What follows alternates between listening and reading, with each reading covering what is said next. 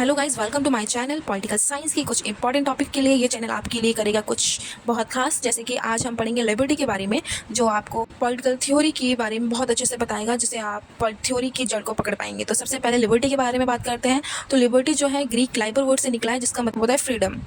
Author थे, बहुत scholars थे, जो राज्य का नियंत्रण था तो उसके खिलाफ उन्होंने लिबर्टी जैसे कॉन्सेप्ट दिए। तो जो लिबर्टी की डेफिनेशन भी हम कह सकते हैं, freedom from the restrain of state, राज्य के नियंत्रण से स्वतंत्रता। तो जो ये लिबर्टी की कॉन्सेप्ट ने जो है लिबरलिज्म को जन्म दिया।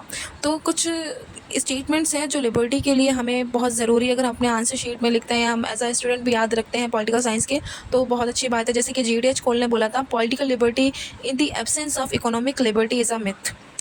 ठीक है, कि जब तक आपके इकोनॉमिक लिबर्टी, पॉलिटिकल लिबर्टी जो है, जब तक आपके पास इकोनॉमिक लिबर्टी नहीं है तब तक पॉलिटिकल लिबर्टी एक मिथ है।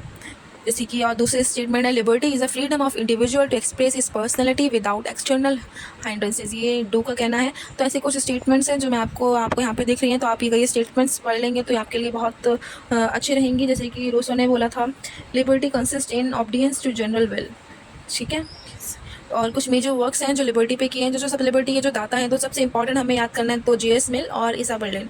तो J.S. मिल और ईसा बर्लिन के उन्होंने लिबर्टी पे जो काम किए, जैसे कि J.S. मिल ने ऑन लिबर्टी और 3 ऐसे ऑन लिबर्टी, और ईसा बर्लिन ने 2 कॉन्सेप्ट ऑफ लिबर्टी, 4 ऐसे ऑन लिबर्टी। तो J.S. मिल और इनका मोटा मोटा याद करना है। जैसे डेविड केले ने लिबर्टी एंड प्रॉपर्टी के बारे में बताया है, और एरिच फेरमैन ने बताया, और हर्बर्ट मार्क्यूस का हमें अच्छे से पढ़ना है, जिसमें टोटलिटेरियन व्यू ऑफ स्टेट के बारे में बताया है।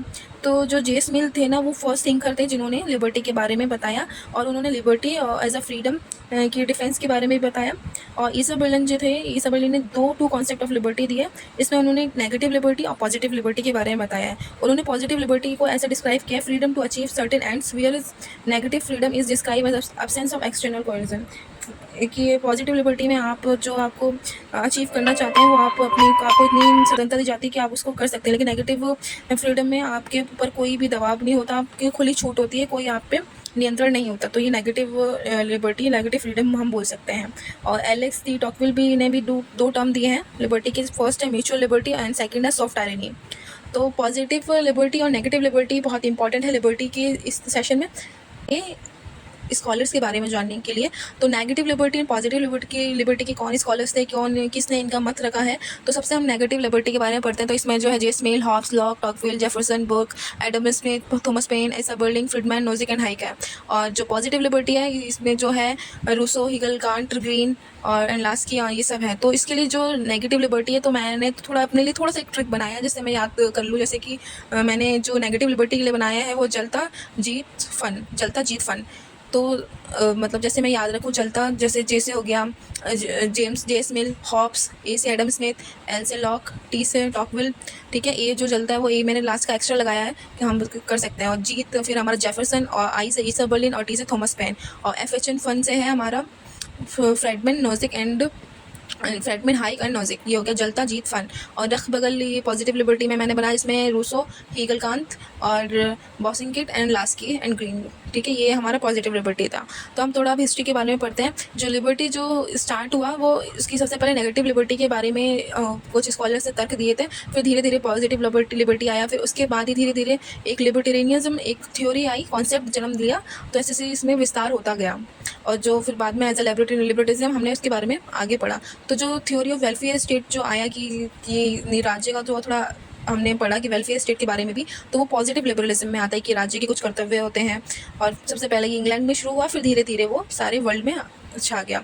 तो जो फ्यू ऑफ लिबर्टेरियन थिंकर्स हैं, तो हम उनके बारे में पढ़ते हैं जो बहुत इंपॉर्टेंट है। सबसे पहले Isaiah Berlin, Friedman, Hayek and Nozick. तो ईसा बर्लिन ने दो कॉन्सेप्ट दिए हैं जिसके बारे में हमने पहले पढ़ लिया, positive liberty and negative liberty. जिसमें उन्होंने बताया कि जो पॉजिटिव लिबर्टी है वो कहीं ना कहीं नेगेटिव लिबर्टी के स्पेयर में ही घूमती है, क्योंकि जो पॉजिटिव लिबर्टी होती है वो हम कहीं ना कहीं हमारी इच्छा पे ही डिपेंड करती है कि हम क्या करना चाहते हैं। तो उन्होंने ये बताया, और क्या उन्होंने कैपेसिटी बताई कि individual and capacity which is beyond the scope of the state, ये नेगेटिव। फिर हाइक ने जो बताया है, उन्होंने बताया कॉन्स्टिट्यूशनल लिबर्टी। उन्होंने बताया है कि liberty as a freedom interchangeable, और उन्होंने 3 कॉन्सेप्ट दिए फ्रीडम के, 3 मीनिंग बताए फ्रीडम के, political freedom, inner freedom and freedom as power. और फिर दूसरा हम पढ़ेंगे तीसरा फ्रीडम ने कैपिटलिज्म को बताया है कि जो मार्केट है, जो फ्रीडम है, उसमें कॉम्पिटिटिव मार्केट बहुत ज़रूरी है फ्रीडम के लिए। और जो हमारे लास्ट नहीं बोल सकते लेकिन और भी हैं, जैसे नोजिक ने हमें जो एनार्किस्ट स्टेट यूटोपिया पे 1974 काम किया है। उन्होंने बताया जो स्टेट है, उन्होंने बताया कि जो मनुष्य है, मानव है, वो अपनी प्रॉपर्टी की सुरक्षा वो खुद नहीं कर सकता है। इसलिए ज़रूरी है कि एक स्टेट हो जिसको उन्होंने प्रोटेक्टिव एसोसिएशन का दर्जा दिया है कि जो हमारी संपत्ति संभाले। तो उन्होंने नोजिक ने ये बताया। तो सबसे पहले ईसाबेलिन ने टू कॉन्सेप्ट ऑफ लिबर्टी दिया है, हाइक ने कॉन्स्टिट्यूशन ऑफ लिबर्टी बताया है, फ्रीडमैन ने कैपिटलिज्म बताया है, नोजिक ने स्टेट के बारे में बताया। तो ये हमारा लिबर्टी में मोटा मोटा हमने इतना पढ़ लिया। तो अब मार्क्स ने भी कॉन्सेप्ट ऑफ फ्रीडम दिया है कुछ। तो उन्होंने यही बताया कि इकोनॉमिक एंड फिलोसफिकल, कि उन्होंने जो कैपिटल सिस्टम जो है उसका उन्होंने खंडन किया है, वो दिया है।